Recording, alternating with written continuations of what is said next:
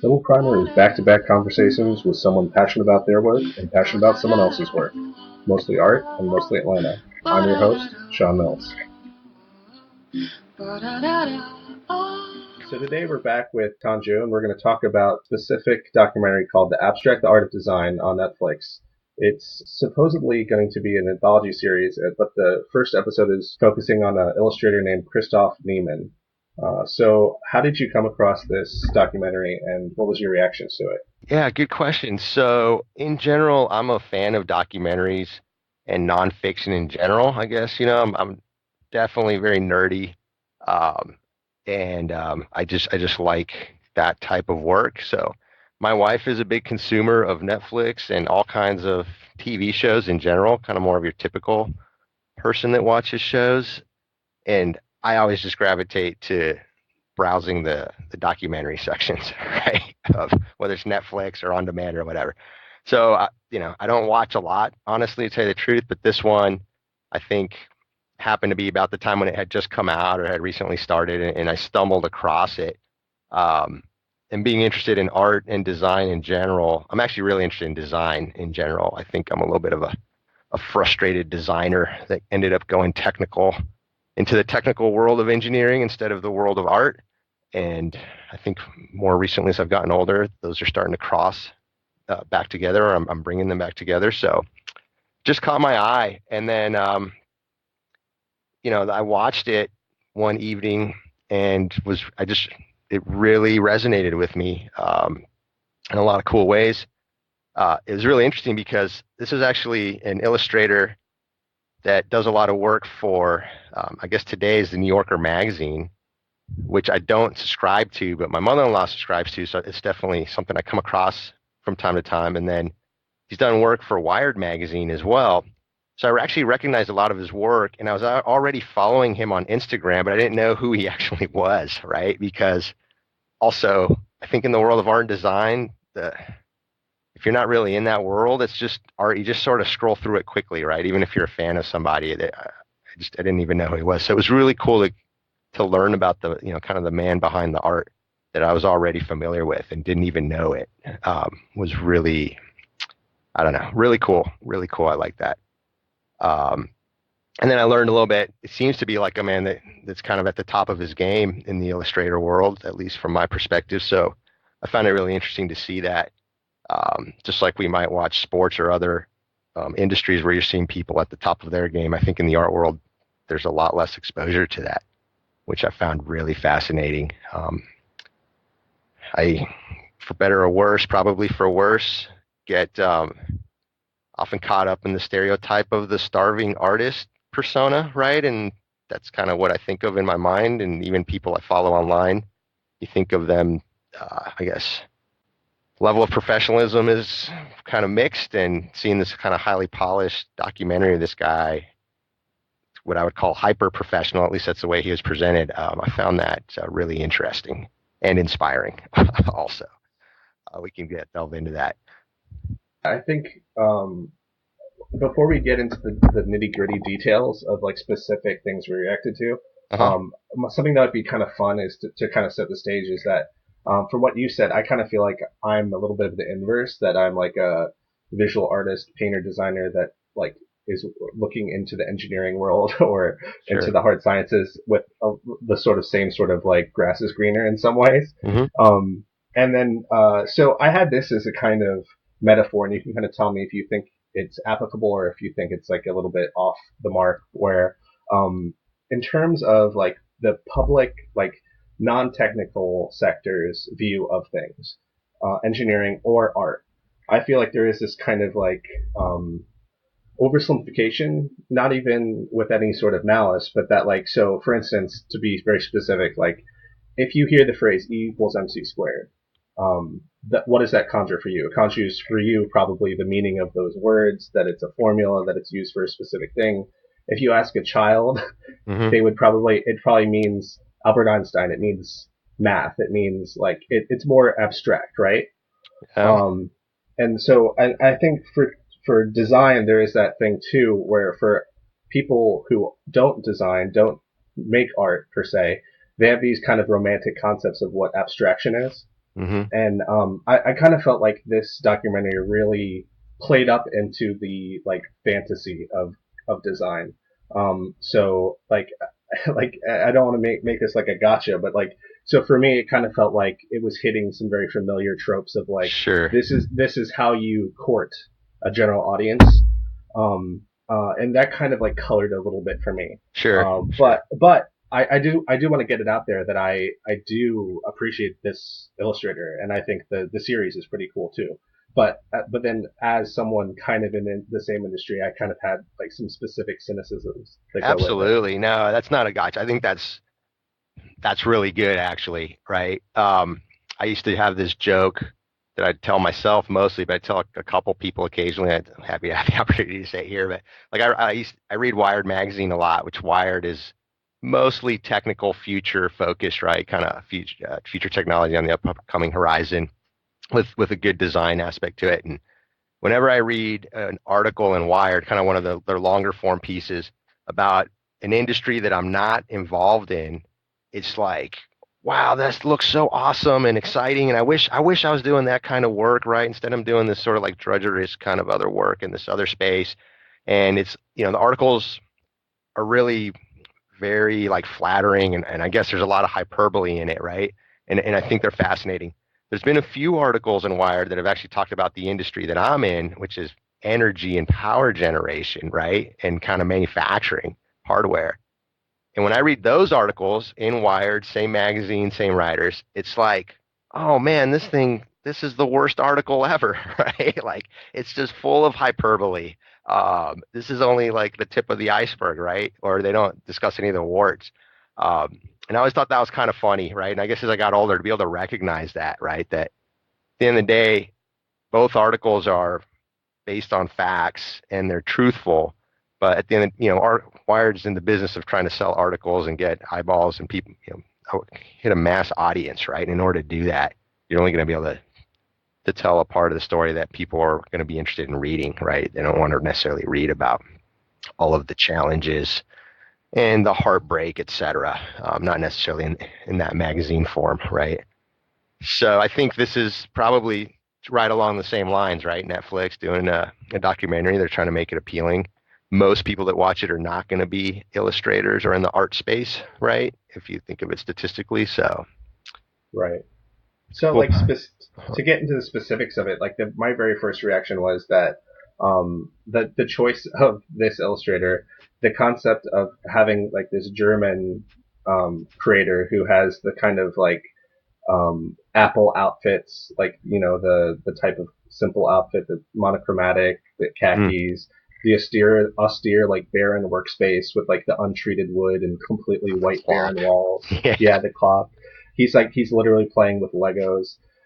And so for me, like in terms of someone who like has seen lots of these kinds of documentaries about these artists, that kind of like obsession with the German slash Dutch like Helvetica Aesthetic. fantasy, Yep. yeah, that it's like very precise, and then with like that even to his outfit and workspace, that it's this fantasy of the kind of like the magical tinkerer with his very precise like Working it alone. kind of Yeah, I hear you. yeah. I hear you.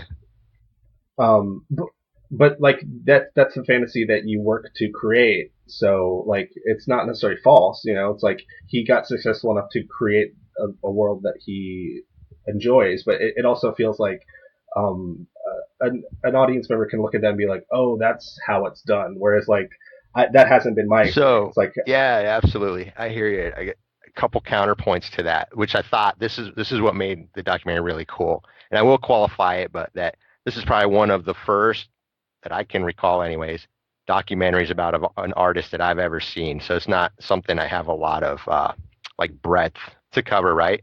But number one was you could see there's like somewhere in there, I don't remember, halfway through, the director is pushing Christophe to saying like, hey, we need to show like some of your date, like get out of that exactly what you're describing, right? This fantasy, and show something that you're doing that's kind of your real life. And he's kind of fighting that, right? And he's talking back and saying like you don't want, no one really wants authenticity at the end of the day. And he made a joke about authenticity is like changing my kid's diaper, right? And part of the daily routine, which he felt wasn't part of the package they were trying to deliver with this show. So there's a little bit of tension in there, I think, that tries to get to that. But I hear you. It was definitely very one dimensional in a lot of ways. Well, Uh, I think that's the perfect segue because I don't blame the artist at all. Like I sure, actually think it's more of a trope of the documentary itself, which is probably something you've noticed but too as a documentary fan, yeah, is that there's certain like hit things they like to hit, yeah, and when the documentary person doesn't have it, like they're frustrated because they love to be able to wrap it around deadlines and if the person drinks and if the right. person family like checked-ins with the Well, family and and I would you say that know the people creating the documentary are also artists in their own right, right? sure. Filmmakers and what I don't know, whatever the different labels are in that space, and it's a very difficult sort of industry, I think, to have any level of success, and it's still going to be muted compared to the levels of success that other industries people see, right? So there's certainly certain formulaic things that I think increase your chances of gaining some amount of success and commercial success. But I do like how he made the point that with the whole authenticity and showing the real thing, and he gave the example of the Charlie Brown, the teachers and the parents in Charlie Brown are always never shown, or you can't even understand what they're saying, right? And as soon as you would try to show that, it just wouldn't. It would kill the whole Charlie Brown adult interaction component that's a big part of Charlie Brown, right? With the muffled voices and all that. Yeah, and That if was that was if cool. you if you wouldn't mind, like just to go there since we're talking about the documentary, one example to take the curtain back of why of like what you actually are missing. So like that specific thing, he says if you had the parents talking, right, Hmm. that it would kind of destroy what Peanuts is. Right. And so in the actual documentary, they use that trope, and when he's showing it to his client, the Right. editor of the New Yorker, they use that thing. And so what like so that like thematically it works, but then in terms of being a documentary, in terms of being a document that like reveals something to the public, some reality, what you're missing there is that a as a person who's an illustrator that's gotten to the point of getting it covered for the New Yorker, it's essentially kind of like a victory lap already. Like he gets that by virtue of his previous work, right? Right. So in one respect that's a little bit of like playing into the fantasy that it's like you this guy this lone genius in Berlin comes up with this concept and then it gets onto the cover and it's skipping a lot of You're right. that step. Absolutely. Not that that's a problem, but just like that's the ingredient you are missing. Yeah. Yeah, yeah. This was And definitely kind of polished, glossing over a lot. Kind of got a junk. My wife jokes a lot about like, even though I'll be like, oh, I only like documentaries and nonfiction. A lot of what I like is for ends up being popular science, which she calls like the junk. It's like junk food science, right? Like it's sweet, it's salty, it's really good. The amount of substance and nutrients that are actually in it, pretty light, right? And I think this falls into that category for yeah, sure.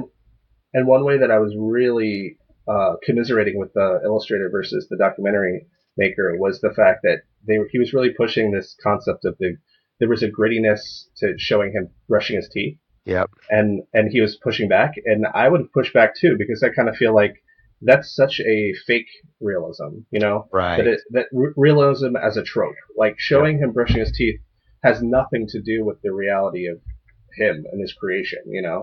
He could have dentures and it wouldn't change like how good his concepts were to me. Yeah. Good Um, point. Yeah. I agree. No question yes. there. So, but like to transition back to the actual content because like my biggest complaints, if you've gone complaints, were about like the packaging, but the actual information was really spellbinding in a lot of places. So, for instance, he kind of talks about like, or my takeaway was that he uses a lot of economic uses of line, right? Uh-huh. That he makes these very simple kind of illustrations, almost like childlike cartoons, to express like big complex ideas. Sure. And it's like beautiful visual poetry. Was there any like particular images that like jumped out at you or like that resonated with Oh you man. or I mean, almost all of them, honestly. I can't pick one. The one that's coming to my mind right at this moment is a Wired. I think is a cover of the Wired magazine, or it was an article where it's like the at symbol, that the internet at symbol for email addresses, whatever that symbol's called, at, and it's in the shape of a skull, right? So it's sort of modified it or stylized it into a skull. And in it, he talks a lot about how the whole point is to communicate emotions, right? At the end of the day. And your emotions are things along the lines of, and it's not, it's, how his emotions connect with people's emotions.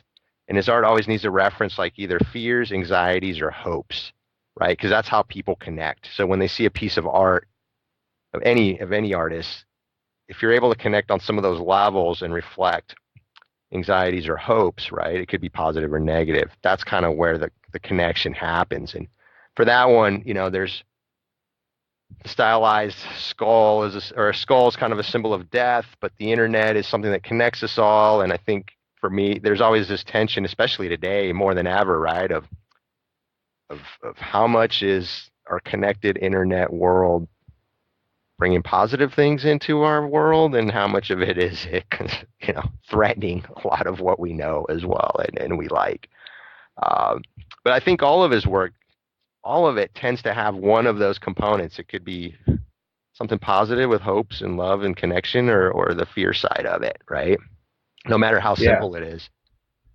Um, absolutely. And also in a general concept, um, if you haven't seen his work, I know you have, but a lot of them sure. have this kind of like punchline aspect, if for lack of a better word, Hmm. that so like in the rapid cuts you see these images of like it looks like a man mourning standing over a tombstone, but then the tombstone we can see underground makes like a thumbs up sign, like a like symbol. Hmm.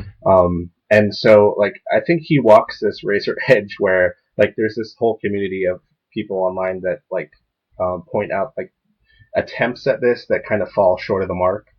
Um, and He's the idea of, like, the I'm 13 and I'm edgy kind of thing, like, where it's trying to make these, like, bold kind of poetic connections, but then there's often this, like, punchline aspect. So, does that do you have an opinion on that? Like, do you think well. that's a crutch, or do you think it's important? I think no, I think it is important. I think he's kind of nailed it, right? He talked a little bit about how much effort he spends honing his craft, right? So just like the difference between um, before the controversy, like of Louis C.K. and the Me Too movement, right? Louis C.K. was someone I think that was I don't know, I'm not a big follower of comedians, but he seemed to be like at the top of his game, very relevant to a lot of people, huge fans, and he spoke a lot of like really poignant jokes and the way his perspective on life was, right? And a lot of like comedians are like that. Um, and it could be very similar jokes to what like 13-year-olds and 17-year-olds trying to be edgy might tell, right? But you can tell the difference between um, someone that's 18 and just trying to go there, and somebody that's had a hard fought life, right? Working it year in and year out. Um, I was curious about Louis C.K. because I was like, I don't even know who this guy is, and all of a sudden I see him everywhere, right? This was a few years ago, all online, people memes and jokes and passing it around, going viral, and later on figured out that he was like on MTV in the 90s and doing skit shows, and was like a very low level comic in the very very beginning, right? That I had no idea. And I think Christophe Nieman also talks a lot about, he started since he was very young. He talked a little bit about his one influential art professor in Germany, right? Hated his work essentially, or, basically never praised any of his work. Um, Talks about, um, there was some quote, I'm looking for it right now. I took a few notes, but along the lines of like artists need inspiration, but professionals just get to work, right? Regardless of whether you're inspired or not. Like every day you're going in and you're doing some work the way musicians and athletes might practice every day, right? Which I thought was pretty important, and that's kind of how I live my life. My approach to the way I've done things. I mean, more often than not, I'm dragging myself to work every morning, right? And just showing up.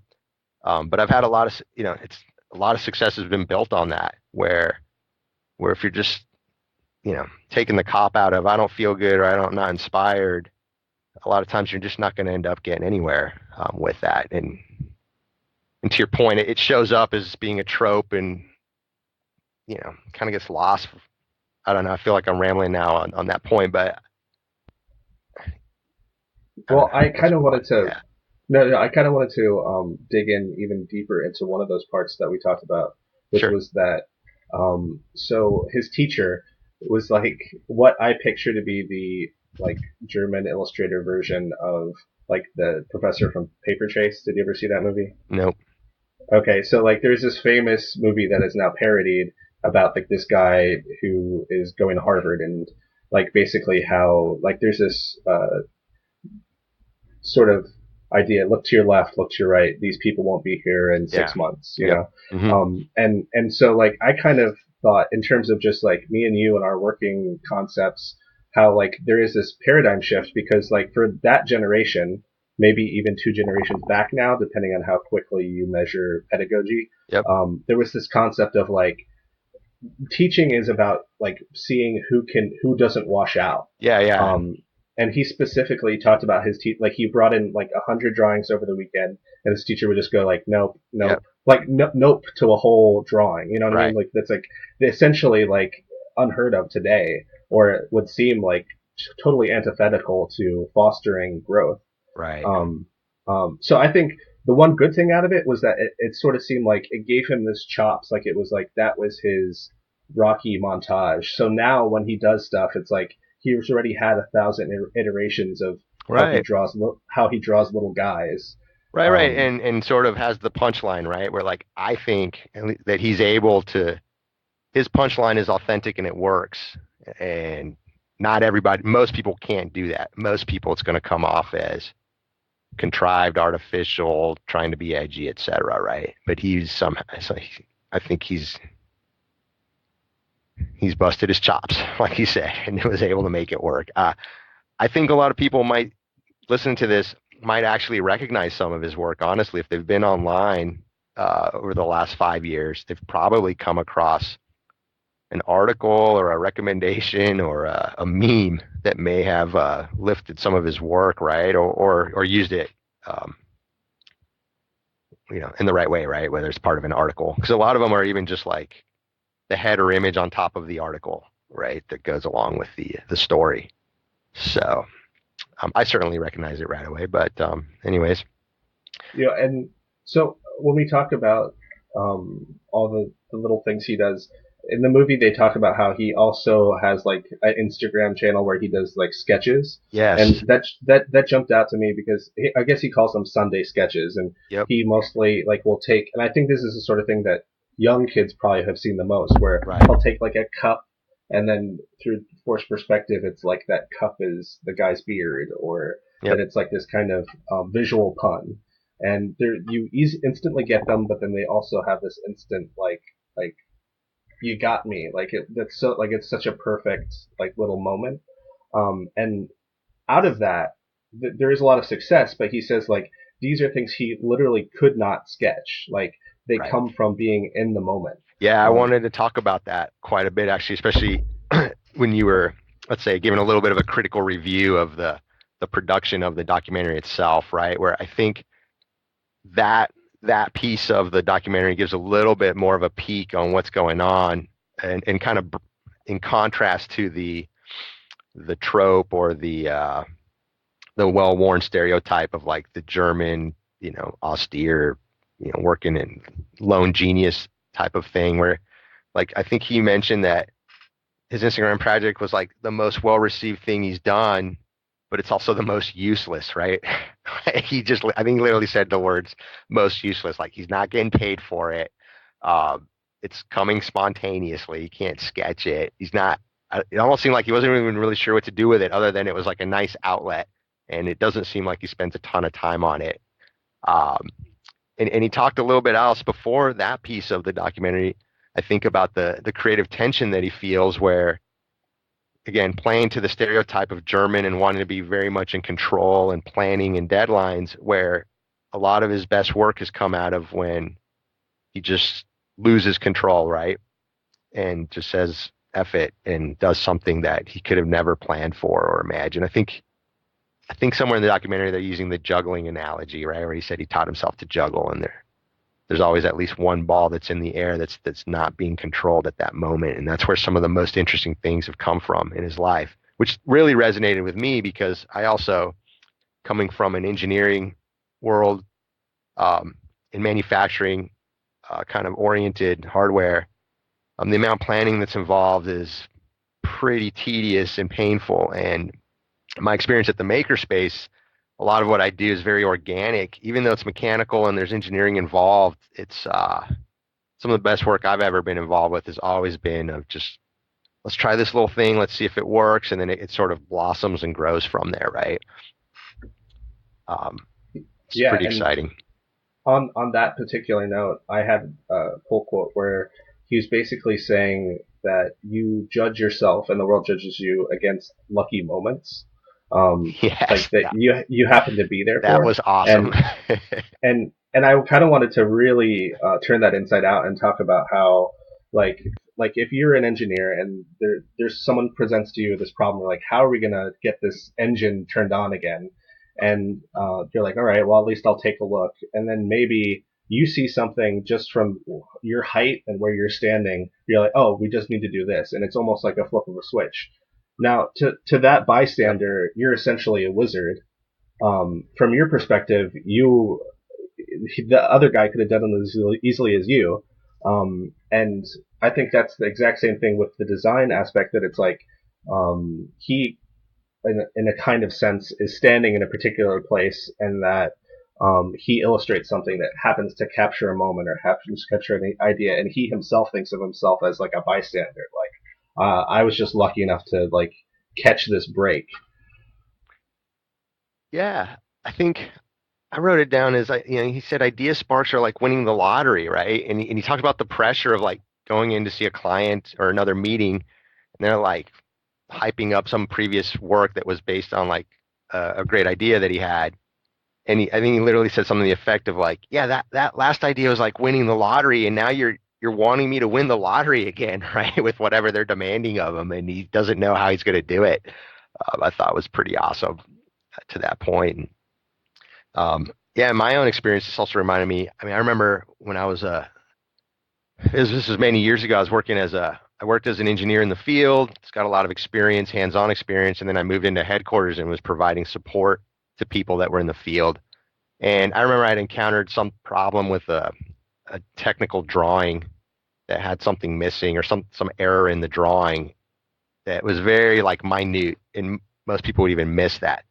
But I was aware of it. And then I was working in the support role, and somebody submitted a ticket asking about this problem, and I knew it right away, right? And I gave him the right answer and whatever. And I got like a $500 little gift card. It was like they didn't do bonuses at the time. You'd sort of get these little kudos, little gift cards from my manager for it. And I remember telling him like, dude, this is like so random chance that I actually knew what that problem was, and it wasn't even really that big of a deal. Like I didn't even think it was worthy of nothing more than a pat on the back, right? Let alone a little bit of money that came with it. But my manager's like, no, that's the whole point, right? That's why you're here, and that's part of the skills and the experience that you bring into this role that is needed, right?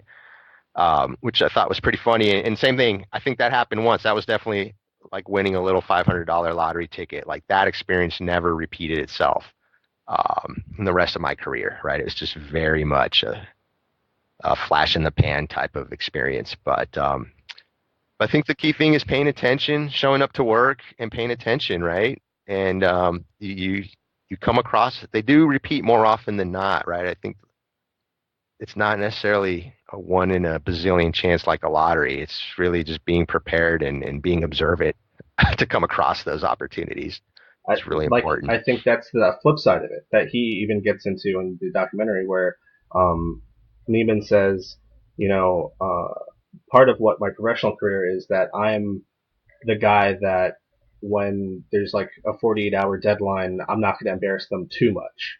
Um, and I think Right. that's the other side of it where it's like, he says specifically like, I'm not playing coy. I literally know that I'm painfully aware I can't do what they want me to do. But what he does know is Hmm. that I can draw and I know how to make Hmm. like, um, 3D illustrations. Like in the end, when there's that big reveal, it's like, sure, he was like unsure of like how he's gonna make it, like what kind of image he wanted to make. But once he got to making, he physically has expertise. He has technical chops he can Right. always fall back on. Absolutely. And those technical chops only come with time and practice, right? And working through the butterflies or the pit in your gut or the headache and the anxiety that just comes in over years, like year in and year out. Um, I mean, I remember I'm definitely of the older generation that was education was very exclusionary. It's the way I perceive in my mind, right? In engineering school in particular, technical schools, look to your left, look to your right. Those people aren't going to be here. Only the best survive, which I don't think is a good approach, but nevertheless, that's what I went through. And um, I was always someone that strived to get good grades and took a lot of pride in that. But really, if you're getting C's and you're passing and you're just trying your best, like that's where you need to be, right? I had a professor in college for thermodynamics and heat transfer. This guy was just a big, large man, very philosophical, total a-hole. We used to call him Jabba the Hutt. Like literally, he just had that persona. And he would get upset when people got an A on an exam in his class because he thought, and he would say, literally, if you're getting an A in a class, you're wasting your time and money in this class because you can essentially just read a book and self-teach yourself, right? You're not stretching and you're not really learning. And like, I thought he was the biggest a-hole for that, well, at the time, right? But now 20 years out or whatever, a couple decades out and working, it's like, yeah, that's absolutely right. Like you should be if you're going to be spending money and time, you need to be stretching yourself and working towards it, not coasting through it, right? You're not um, you're not really giving yourself what you need if you're just coasting through something. So, Yeah, yeah, and I, mhm, I want to tag on to that. I don't want to sure. like make it sound like it's the opposite. But I kind of thought of that too in my own like practice, where it's like I went to school and I was studying painting, and then I was looking at people in the hallway who were graduating. They were doing something called digital media, and they were making these crazy interactive sculptures where like if you put your hand here it Hmm. made a drum beat and if you stepped here it did this, and I was like, man, I need to do that. I have no idea how you would do that. So I changed majors to do that, and then after I got out of school I was like, well, I feel like I know how to do this, so I don't really want to do this for my job. So I started working in print design. And so I think like maybe I'm wrong, but I think too the other side to what your professor was saying was that like, well, maybe you get the A in that class, but that all that teaches you is that like you have the time to take a night Yeah. class or like to take another different class because I don't know that if a problem is being solved that you have to make the problem harder to solve, but it might tell you that like I can start working Yeah. at a different problem. Yeah, definitely. Would you agree with that? Definitely. I mean, I got like B's in his class, right? Worked really hard and I definitely didn't know anything about thermodynamics or heat transfer before I took that class, whether I got an A or a C, right? So there's still value in it. I think it's just the overall philosophy, right, of striving and just doing the work and to develop those technical chops, right? And wherever you're at. If anything, I think I was a starving, poor college student, right? So first generation to go to college, didn't really understand what college or being educated was really about. So I couldn't wait to get out of school. And back then in 2000 time frame, there was a lot of work available for undergrads, right? Coming out of the bachelor's in mechanical engineering or any technical engineering field, pretty easy to find good paying work. So I was all for that. I kind of turned up my nose at the concept of going to more school for a master's or doing research, right? PhD candidate at the time. But now that I'm older and wiser, I feel like that was a big mistake. Like, if anything, I probably should have pursued advanced studies. Today, I work with a bunch of master's and PhD level people. I actually just recently uh, made the switch or the jump over into management where I actually have PhDs that work for me, right? Um, and that is definitely challenging. And there's definitely days where I'm just like, oh man, like how did I get here? And I don't know if I'm qualified for this, right? I don't have sort of the advanced level of whether it's mathematics or just technical chops that even my own employees do today. Um, that I think had a maybe had a little better counseling and guidance at the time that at least have been more open to considering the possibilities where I was just kind of this dumb 21, 22, I don't remember what year it was, year old, that I thought I knew. I had my mind made up that there was no way I was going to pursue advanced studies, or I could just do it later, which is also very difficult to do once life starts to get in the way, right? Going back to school is pretty challenging. Well, that makes you a rare kind of philosopher because from an HR standpoint, that means like you're Yeah. winning that you did it without the PhD. Like that Oh, proves I you don't don't know need about it. that because I'm not actually doing some of the But work that my employees are doing themselves, right? I'm just directing it. But no, there is also a huge value, and this is actually a discussion I have with my kids too. The school of hard knocks is a legitimate school if you treat it that way as well, right? I try not to be too much. It doesn't have to be one way, right? It's a very diverse world out there, and there's lots of ways to get educated and to be smart, and really you just need to be open to that in whatever circumstances you're faced with, right? Um, so thanks for the comment though about being the rare philosopher. That's pretty nice, but yeah, there's a lot of opportunities out there, and I think it's definitely just being open to counseling and being willing to do the work, right? Whatever works that you're personally facing is what's the most important thing, not shying away from it. well, you mentioned talking to your kids, and my Uh-huh. kids are like students, and something that I've realized, and it seems parallel to your point, is the fact that I more and more in my life I realize by the time you realize the requirement, it's Yeah. too late to have fulfilled it. Either you have it or you don't. So it's like you're like, oh, this is my dream job, and then you find out it requires a Yep. PhD. It's kind of too late, right? It's like, oh, I'm gonna go back and get my PhD. Like, let's pause this job opportunity. And that's true of all walks of life and all, like even whether it's working at McDonald's or working at designing the rocket ship that's going to put the first McDonald's on the moon. It's like it's always good to have already been working in that field essentially before you get paid Absolutely. for it almost like to be aware of all the ins and outs of what's happening to like just be interested in that field so you Yeah. would know what's Yeah. And I think possibilities. because it's too late for you as an individual, that's why it's even really important to seek out and find or listen to the ones that are already in your life that you may be rejecting, some counsel and guidance, right?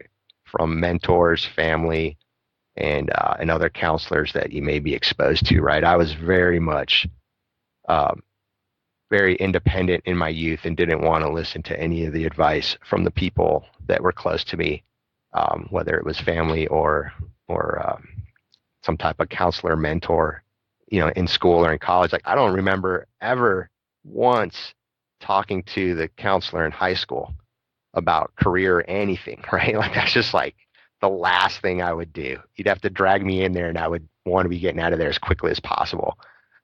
In college, the only interaction I had with the professor that was my assigned counselor person, I don't even know what the role is, was just to sign off on the classes that I picked, right? Which was out of a menu of like, you need these classes to graduate from engineering. So as long as you pick them, they're just going to sign off on it, right?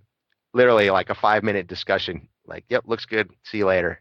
Never took the time to talk about what I was interested, where I was struggling, etc. Right?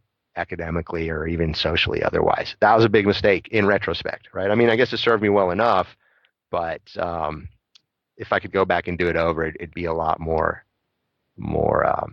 putting a little bit of time and energy into kind of the social aspect of it, right? Not just the core technical, like this is what it is, and as long as I get good grades or I pass, then everything's gonna work out the way I wanted. Which I think is it's kind of where my head was at the time, anyways. But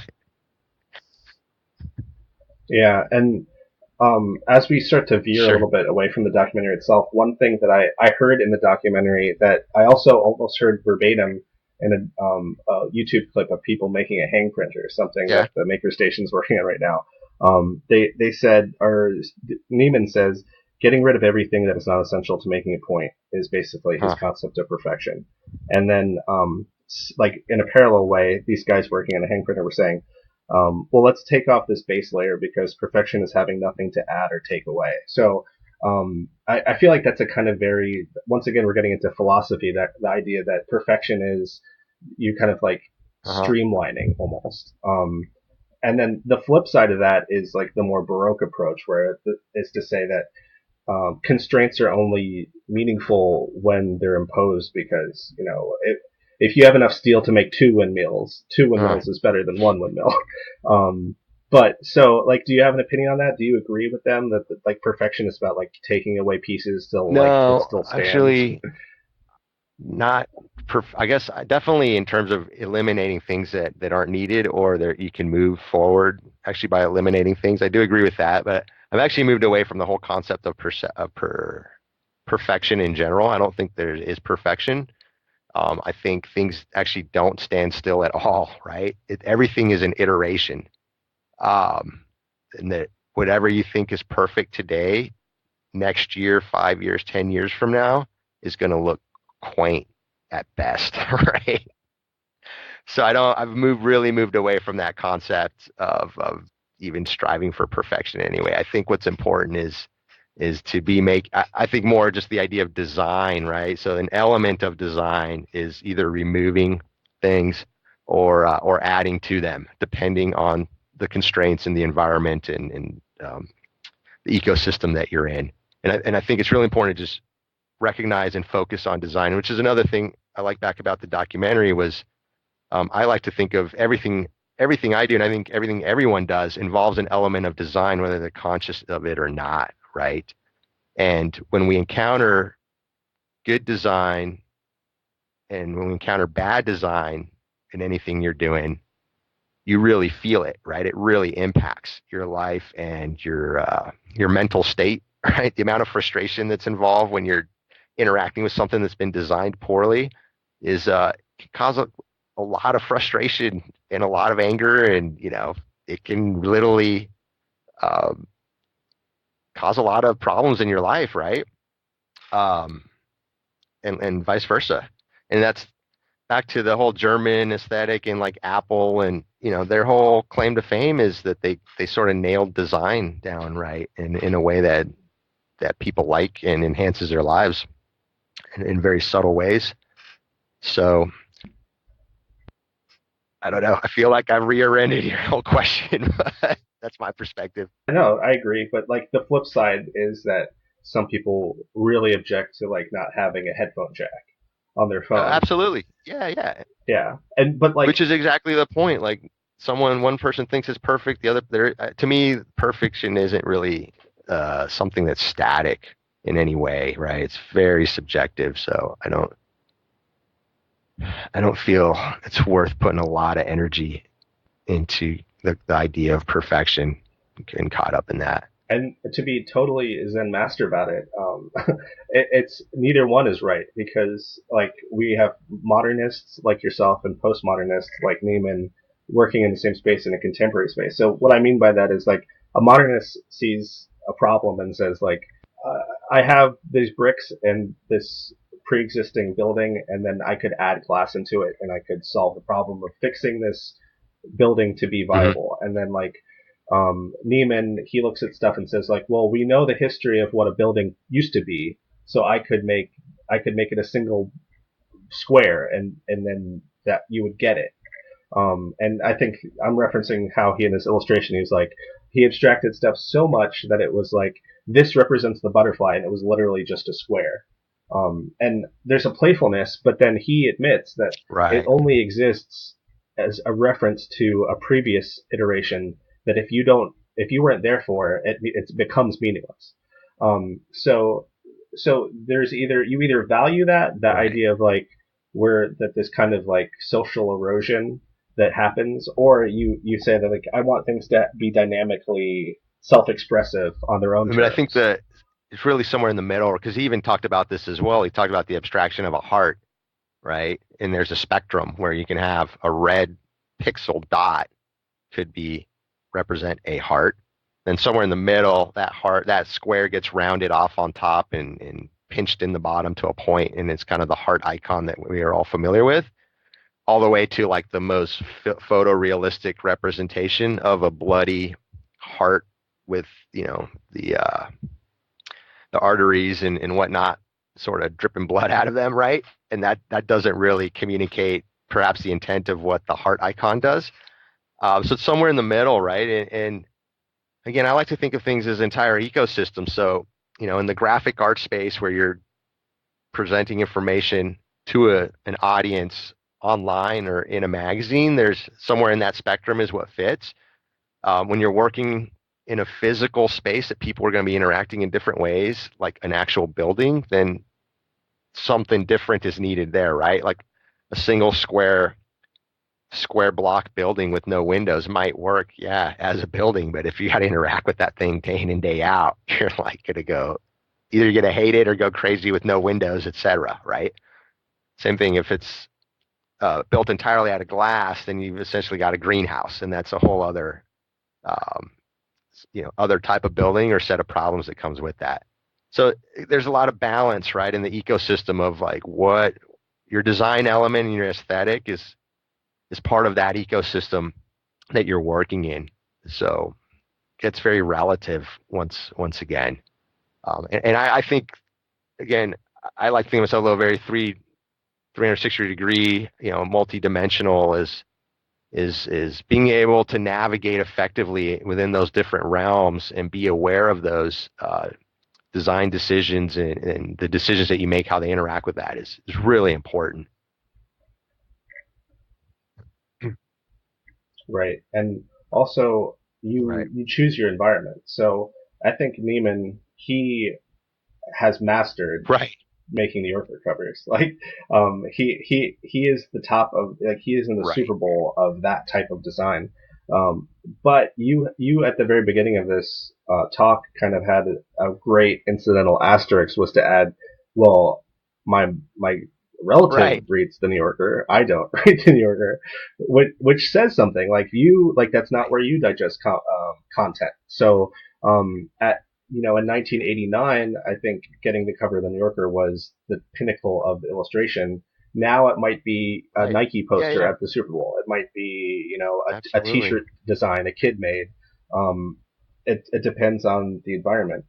Um, but it's also kind of a funny, twist you could put on it to say that this guy who grew up watching Magnum PI thinks the New Yorker is like the best thing, and depending on your perspective, different things could be the best thing. So for people who Sure. watch Saturday Night Live, that's the pinnacle of sketch, and for people who watch Whose Line Yep. Is It Anyway, that's the Yep. pinnacle of improv. Have you faced that in your career where there's been these weird like people like maybe it's Wired, where it's like, oh man, did you hear John got on the cover of Wired? Like he's really made it. Like, have you No, ever in my noticed those in your field own field? is a little different. Not so. I guess these days it's a very stereotypical, right? The people at the peak is the Elon Musks and the Jeff Bezos of the world. So um, even those you sort of take them with a grain of salt. It just isn't something that really gets into that level of kind of celebrated success, right? I guess it's a little bit more mundane. Um, but nevertheless, um, yeah, I think now that I've actually, so my career's kind of stretched into more of the cutting edge. So I'm working more around kind of active research and the cutting edge of technical research and design. There's like certain conferences and certain like technical journals that are like that where people are starting to get sort of elevated, but I'm still new in this space too, so I'm figuring that out right as we move along. I don't have any good references, I think, in particular for this podcast. Taking it one or two steps back, it's probably like the Elon Musk type of thing, which is also kind of a caricature in and of itself, right? So I'm not quite sure. I will say though that like my relative that reads the New Yorker, like she certainly, I think, she probably appreciates the illustrations, but that's not what's drawing her to that publication, right? It's the authors, it's the articles themselves, right? She probably doesn't even know who Christophe Nieman even is, or care to look up the illustrator's name, right, or credit for that, which I think is also pretty interesting too. That you can still sort of have a very high level of success, be at the top of your game, and you still, may not get a lot of credit and recognition for that work. But Well, that's a good parallel to engineering, though, right? Because it's like if everyone's right, doing their yeah, job, no absolutely, one's noticing. If you so there is like that aspect. But I'm about to stick my foot in my mouth. But wouldn't couldn't it also be not just a magazine or something like that? I guess like 10 years ago there was the stereotype that like, man, if you got like some sort of Middle Eastern like Shah to just give you oil money to build his generators or something, that would be really making it. Like that would be like the top of your field because it's just like no, yeah, unlimited budget, that's yeah, just I would unlimited just resources. that's one of the, I think, like people today, the common person just has no idea what or how electricity is actually generated, and the limits that physics imposes on you on that like that example you gave just is like not even relevant, right? um the being at the pinnacle of your game, I think, would be getting hired by a huge corporation like General Electric being one of them, working in their industrial lab where you're pushing the envelope is so minute. It's hard to describe to even like the common person, right? But it's all about pushing the envelope for like how hot you can burn fuel in the thousands of degrees, right? 2,400 degrees, 3,000 degrees. While at the same time, you're not burning the whole machine up at the same time, right? So it's like finding this balance, which is very tedious and hard to explain. But that money doesn't come from, an oil man's, some Shaw funding it. It's like bigger than even the richest person in the world could actually fund. It's a much more collective effort. I think that Elon Musk, like the story of SpaceX, right, which is Elon Musk was involved with something that became PayPal that he cashed out on, right? So then he's flush with cash. Um, Somehow gets a wild hair up his ass to build a rocket, or wants a rocket, goes to Russia to try to purchase a rocket from Russia because that's the only country in the world that would actually sell you a rocket if you had enough money, right? Or a rich Shah funding you. And then the Russians laugh or charge some exorbitant price because it's no one, that's like very unheard of for an individual to come like that to go buy a rocket, and basically laugh him away. And on the flight home, this is at least the legend, right? Or the myth is on the flight home, he starts trying to like piece together like how much like physically do the materials and the assembly and the engineering work cost to build a rocket, right? Like starts estimating that, which is a whole skill in and of itself, right? That you need, 5 tons of steel, and roughly 5 tons of steel after it's been machined and manufactured is worth like, $5 million or whatever. You need some engineers, and each engineer costs, $100,000, $200,000 a year. So there's another couple $1 million in manpower. And he comes up with some number that's like dwarfs, I don't know the numbers. Let's say the Russians quote him $100 million for a rocket, and he starts to figure like, I think I can build one for $15 million, right? If I was to start from scratch. So even if I'm wrong and it turns out to be $80 million, he's still coming in less than what the Russians had quoted him, right? And that's how SpaceX started, right? He started doing that he went home. He had the money. He was able to pull money together from people and able to start building rockets that way. And put everybody, all his naysayers, kind of to shame. But at the same time, like SpaceX is burning through cash too. So the story on SpaceX is still out whether it's actually successful or not. Right? It's successful today, but only time will tell kind of where it falls in history. But that's, I think, kind of in the realm that I'm in the technical kind of manufacturing space, like a really nice story and myth in that space, right? Again, I feel like I always start rambling on your questions. I hope too off track. No, no, no. I think like it's almost a Zen koan, like to try to answer like Yeah, what is the top of a field because yeah, it's all so super subjective. Like it could be, you know, is it an academic like professor that has like resources to look at whatever he wants with zero oversight? Is it a person working on the most bleeding edge problem? Is it the person that is works in the bleeding edge problem for a corporation? So there's like certain resources behind them. Like you could probably argue it with it's it, an 10 ecosystem, different people right? I getting think 10 you need different all of answers. But those together, and it's about finding yourself in the niche that you're allowing yourself to gravitate to the one that works for you. I think is the most important thing. Um, it can't be a monolith of one way or the other. I think is what I've kind of conclusions that I've been coming to over the last few years. Because I certainly, to your point you made earlier, right? You're doing one kind of artwork or you're doing one kind of work, whether it's art or otherwise.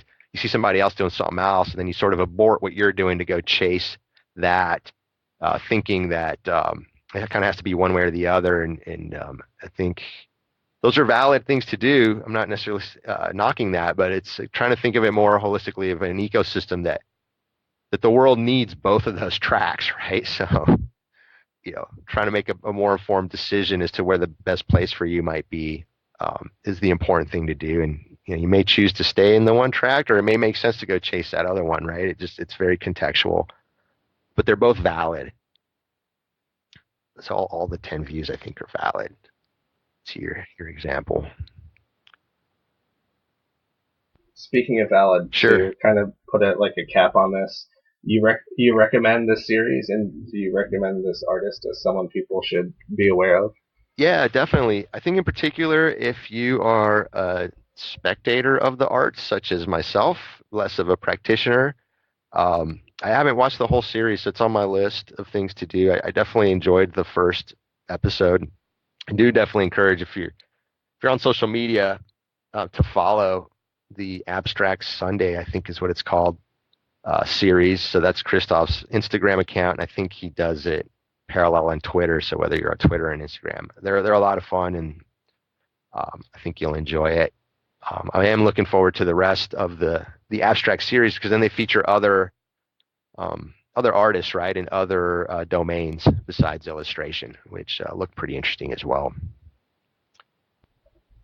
Yeah, I was surprised to find out that I was already following him before I knew his name. That's cool. Yeah, that was my experience as well. So that was really cool to see a little bit of a connection, as polished or as much of a product as it was, to get a sense of the guy doing the work, which I think in a lot of ways is a lot of what this podcast is about too, right? Is just trying to bring a little bit of the human story behind some of what people are doing. And before I let you go, how can people find you? Oh, great. I guess the easiest way is on Instagram. I have an account that I post to several times a week. The Instagram is at Instagram name, or the handle is Entropy Gun. So Entropy, ENTROPYGUN. And that's a little inside joke from college. Entropy is a concept that comes out of thermodynamics and other technical fields in the sciences as well. And I actually stole it from my friend in college who we joked about the entropy gun at the time, and it stuck. So that's one way, probably the easiest way. I'm also on highly involved with the MakerStation Makerspace. So go to the makerstation.com online, similarly on Instagram, etc. You can reach out to me through there or learn more about a lot of what I'm doing in my personal time. Thanks.